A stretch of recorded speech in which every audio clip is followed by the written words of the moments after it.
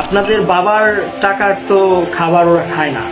সৃষ্টিকর্তা সৃষ্টি করেছে, মানুষ যেমন সৃষ্টি করেছে পশুও সৃষ্টি করেছে। আপনারা কেন এই পশুদের আঘাত করেন?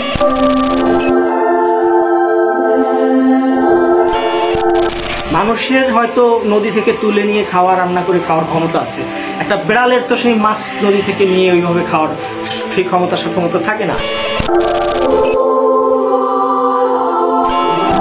আপনারা এমনভাবে আঘাত করেন, এমনভাবে মারেন যে মনে হয় যে ওরা আসলে ওদের কোনো প্রাণী নেই, ওরা নিষ্প্রাণ, আর আপনি একাই। নদীর মাছ খান, সমুদ্রের মাছ খান, আপনি গাছের ফল খান, এটা কি আপনার বাপ সৃষ্টি করেছে? আপনি একটা চারা লাগিয়ে ফেললে আপনি মালিক হয়ে গেছেন গাছের? সবই তো স্রষ্টার তরফ থেকে আসে। প্রত্যেকটা স্রষ্টা, প্রত্যেকটা প্রাণীর রিজিক দাতা একমাত্র আল্লাহ। ব্যথা হয়েছে শুয়াই দাও।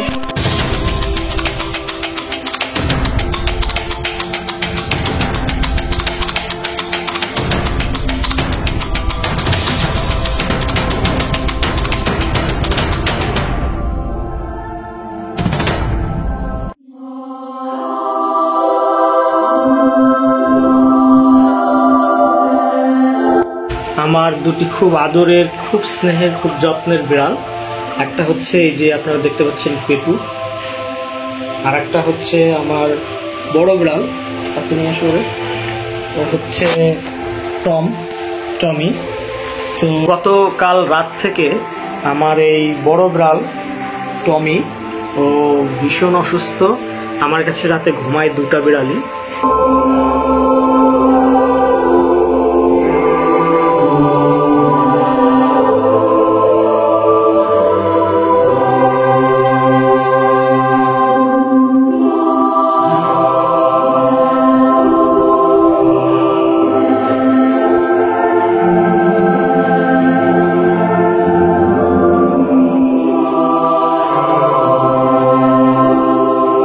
আসলে একটা মানুষ যখন অসুস্থ হয় তখন যেমনি মানুষের জিহ্বা স্বাদ হারিয়ে ফেলে, তখন নোনা ঝাল কোনো কিছুরই স্বাদ মানে জিহ্বা গ্রহণ করতে চায় না। তো ঠিক বিড়ালের ক্ষেত্রে অনেকটা এমন যে ওরাও যখন অসুস্থ হয়ে যায়, যখন ওদের জ্বর, সর্দি, কাশি এ ধরনের রোগ হয়, তখন ওরাও আসলে কোনো কিছু, ওদের জিহ্বা কোনো স্বাদ গ্রহণ করে না। আমি অনেক চেষ্টা করেছি ওকে খাইয়ে দেওয়ার জন্য, কিন্তু মানে কোনোভাবেই ও সেটা খাচ্ছে না। তো কি হয়েছে পেটু, কি এরকম করো কেন? আপনারা দেখছেন যে খুবই মানে চঞ্চল প্রকৃতির এই বিড়ালটা, ওর নাম দেওয়া হয়েছে পেটু, কারণ ও মানে সারাদিনই খায়, খাবার পরেও খায়, আবারও খায়। আসলে পেটু তুমি কি চলে যাবা? আচ্ছা পেটু গেছে, এখন আমি টমিকে নেবো। টমি গলায় কি হয়েছে? আমার এই আপনারা দেখতে পাচ্ছেন যে আমার এই খুবই আদরের এবং খুবই ভালোবাসার এই বিড়ালটি হচ্ছে টমি। ও গত রাত থেকে অসুস্থ, রাতে আমার কাছে ঘুমিয়েছিল। রাতে প্রায় 12টা-1টার দিকে ও বমি করে, পরবর্তীতে 2বার বমি করে, সকালে আর 1বার বমি করেছে না। তো বিড়ালটা খুবই আদর যত্নে আমাদের এখানে লালিত পালিত হচ্ছে। তো সবসময় পর্যাপ্ত খাবার খায়, ওরা মনে হয় 3 থেকে 6 বার খাবার খায় না। তারপরেও বাইরে ওদের প্রাকৃতিক ডাকে সাড়া দেওয়ার জন্য বিভিন্ন কাজে হয়তো ওরা যায়। তো হয়তোবা কোনো বিড়াল অথবা মানুষ দ্বারা ওর এই পায়ে ও একটু আঘাতপ্রাপ্ত হয়েছে। একটু দেখাও, একটু পাটা একটু দেখো, এই পায়ে আঘাতপ্রাপ্ত হয়েছে। ওই পায়ে ভর দিয়ে দাঁড়াতে পারে না।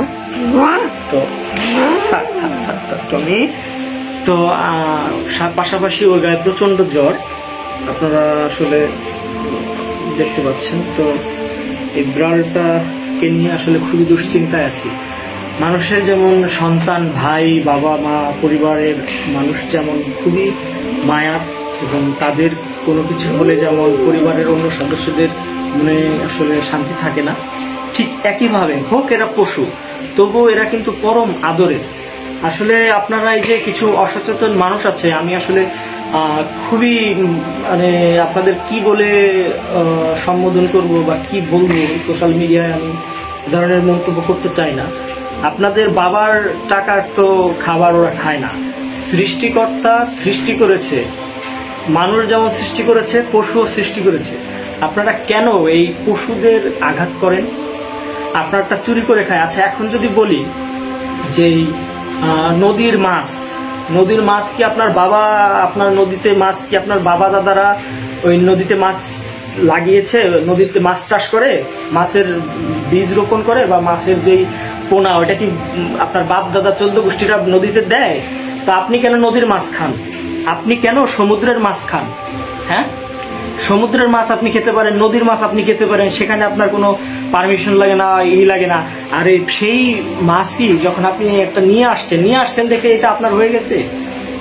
মানুষের হয়তো নদী থেকে তুলে নিয়ে রান্না করে খাওয়ার ক্ষমতা আছে, একটা বিড়ালের তো সেই মাছ নদী থেকে নিয়ে ওইভাবে খাওয়ার, সাধারণত আমাদের যে সমস্ত বিড়াল থাকে এদের সেই সক্ষমতা থাকে না। আপনার না একটু মাছ খায়, একটু হয়তো ওরা ক্ষুধার যন্ত্রণায় হয়তো একটু আপনাদের তরকারিতে আঘাত করে, আপনারা সেটা ঢেকে রাখতে পারেন, আপনারা নিরাপত্তা রাখতে পারেন আপনাদের সেই জিনিসপত্র, আপনাদের বাড়ির দরজা জানালা সেগুলিকে আপনারা ঠিক মতো রাখতে পারেন। কিন্তু একটা বিড়াল যদি কোনো কিছু খেয়ে ফেলে আপনারা সেখানে তাকে তাড়িয়ে দেন, আপনারা এমনভাবে আঘাত করেন, এমনভাবে মারেন যে মনে হয় যে ওরা আসলে ওদের কোনো প্রাণী নেই, ওরা নিষ্প্রাণ আর আপনি একাই প্রাণ।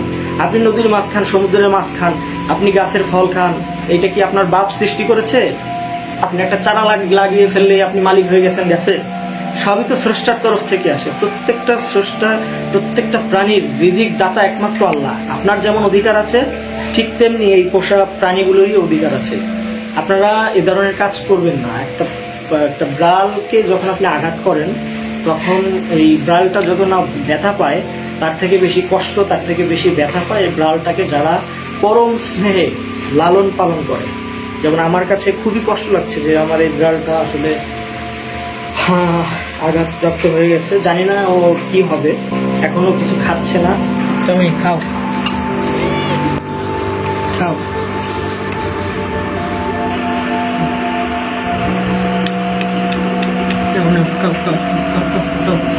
খাও খাও খাও, এটাও খাবে না।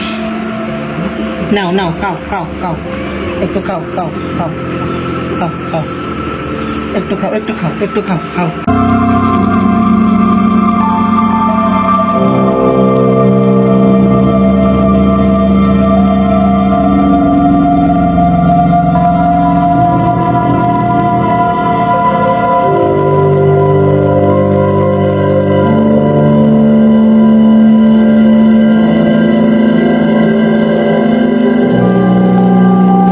এই যে আমার একটা বিড়াল, আসো, এখনো কিছু খাচ্ছে না, কোনো কিছু পানি পর্যন্ত খাচ্ছে না।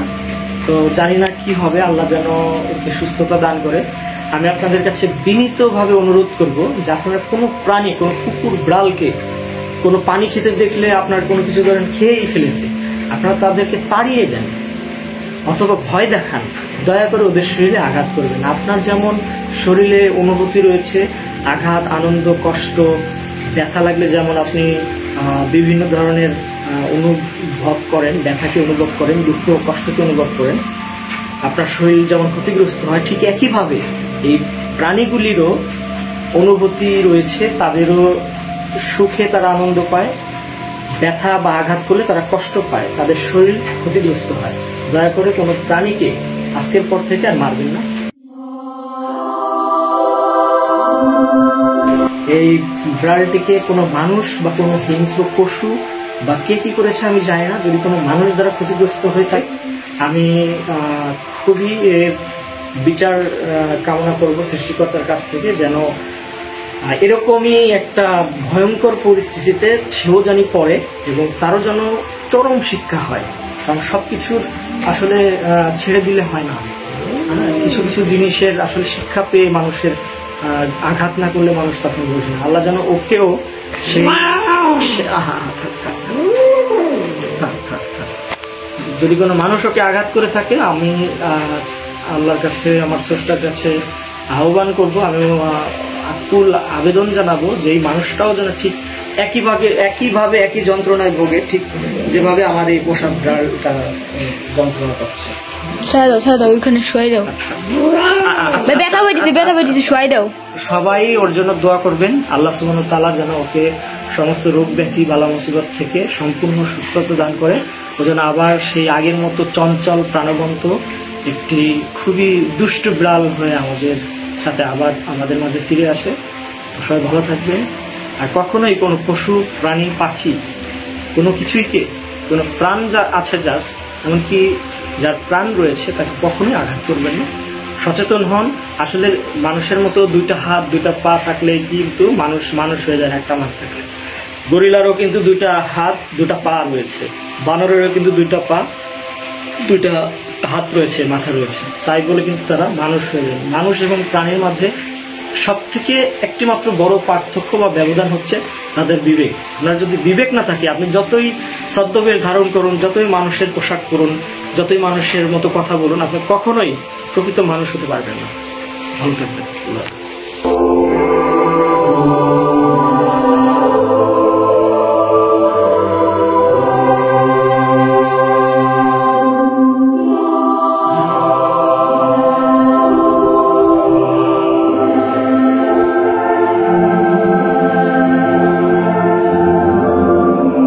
বিড়াল একটি নিরীহ প্রাণী, ওদেরকে কখনো আঘাত করবেন না। ওদেরও মানুষের মতো অনুভূতি রয়েছে, ওরাও আঘাত পেলে কষ্ট পায়, দুঃখ পায়। ব্যবধান শুধু এইটুকু যে আমরা আমাদের মুখের ভাষার মাধ্যমে সেটা প্রকাশ করতে পারি, কিন্তু অবলা নিরীহ এই প্রাণীটি সেটা প্রকাশ করতে পারে না। আপনার আমার মতো ওদেরও দুঃখ কষ্ট রয়েছে। শুধু হাত পা থাকলে অথবা শক্তি থাকলেই মানুষ হওয়া যায় না। বানরেরও হাত পা রয়েছে, গরিলারও হাত পা রয়েছে, বাঘেরও মানুষের থেকে অনেক বেশি শক্তি রয়েছে। সুতরাং প্রকৃত মানুষ হতে হলে সবার আগে বিবেক এবং মনশক্তির প্রয়োজন। তাই আসুন মানুষ হই।